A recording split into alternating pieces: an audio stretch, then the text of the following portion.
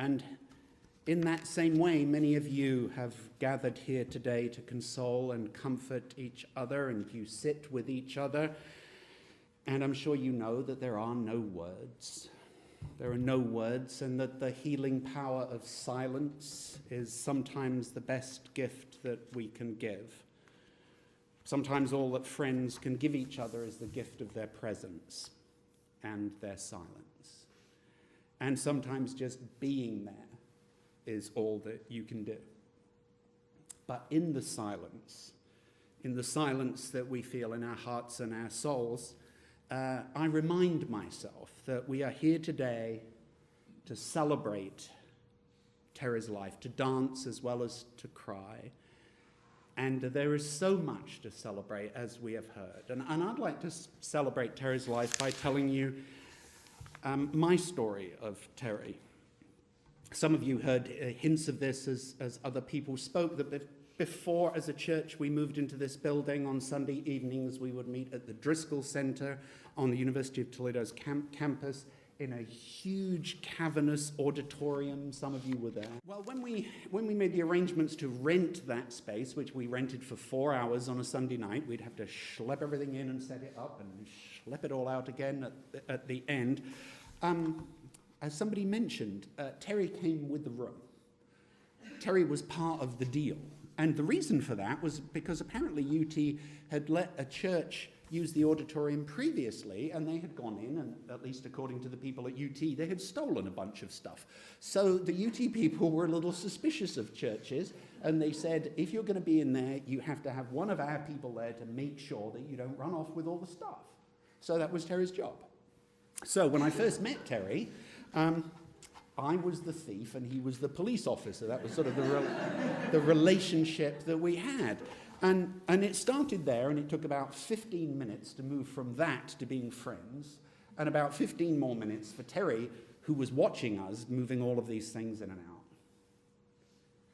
to say, well, what can I do to help? And he went from it being us and them to it being we. And then on Sundays, I would come in and he would work and set up the coffee and the tea and wash the dishes and all. He didn't have to do any of this. His job was to stand there and watch us and make sure we didn't steal things. But he just joined in and he made friends, and he found out if there was a certain thing he could do for a certain person, like going and buying a lemon because one person liked lemon in their tea, or taking some cookies and wrapping them up and giving them to somebody so they'd have some, because sometimes at the end of the service they were all gone before this person had managed to get there. That type of thing. Just a special thing for each person that he came in contact with. Really quite extraordinary.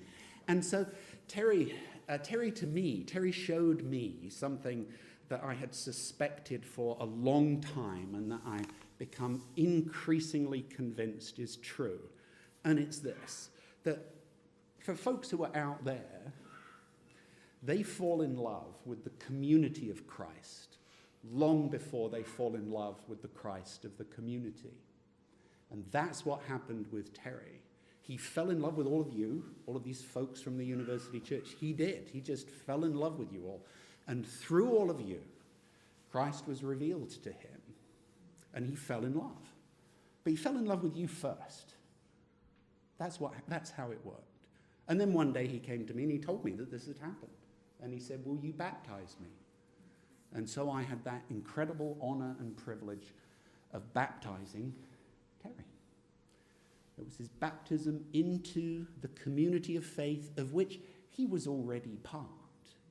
He was already part. It was just putting the sign and symbol of it. You see, he'd become part of the community of faith because he fell in love with you and you fell in love with him, and that's how he met God.